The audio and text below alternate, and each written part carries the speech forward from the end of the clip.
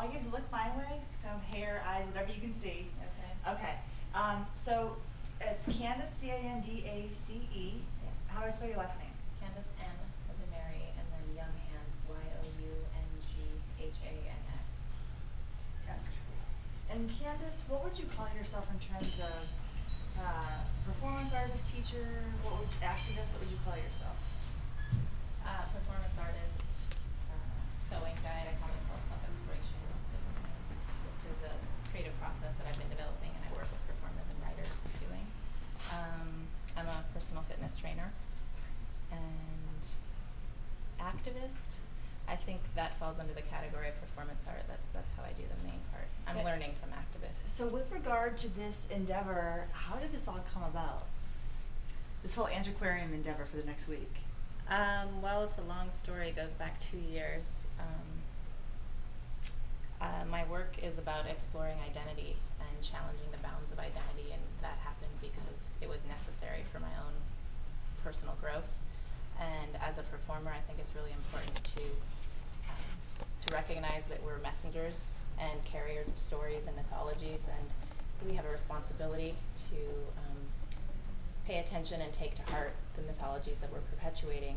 So I make it a point of always trying to really stay in touch with my true self, my deepest guide. And when I do that, it challenges my sense of identity. And so that's what I do in my work. But the idea of, well, wait, I'm going to blindfold myself and I'm going to fast and I'm going to raise awareness for something that's important to me.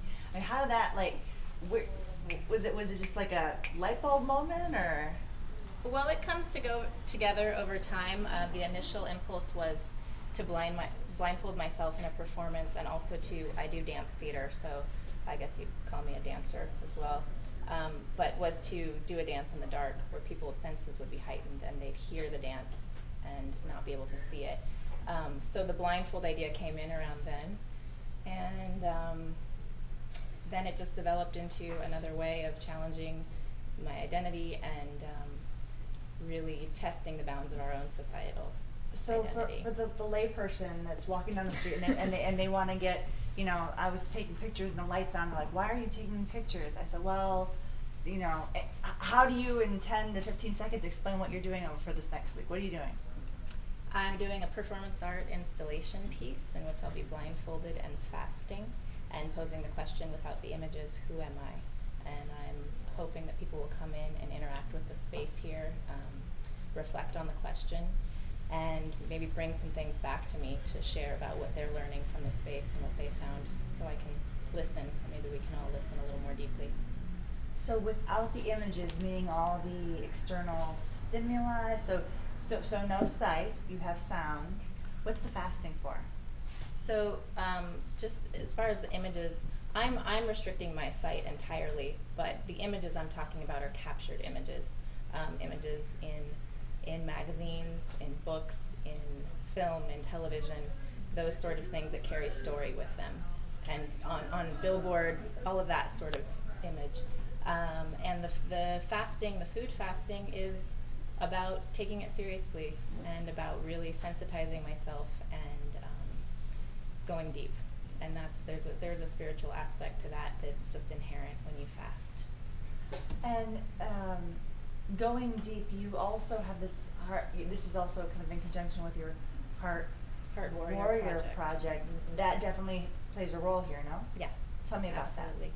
The Heart Warrior project is a project that I visioned about, I'd say, half a year after I came up. Actually, no, it was before the blindfold idea.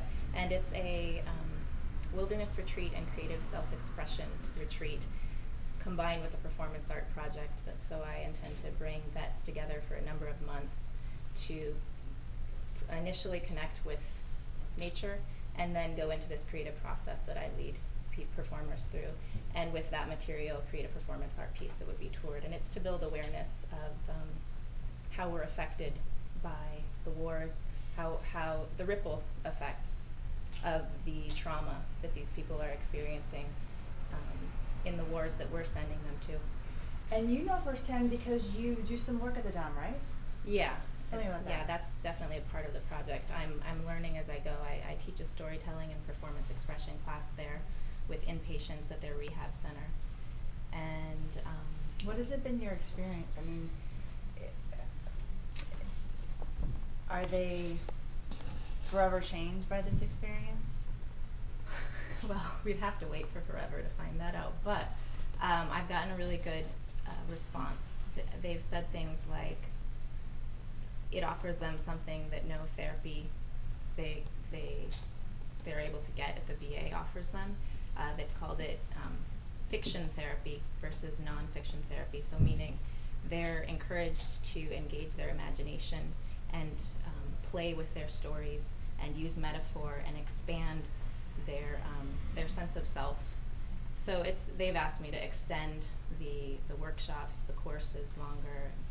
So in dealing with the veteran population, when they come back from war and when you see them at the dom, what kind of a population are we dealing with?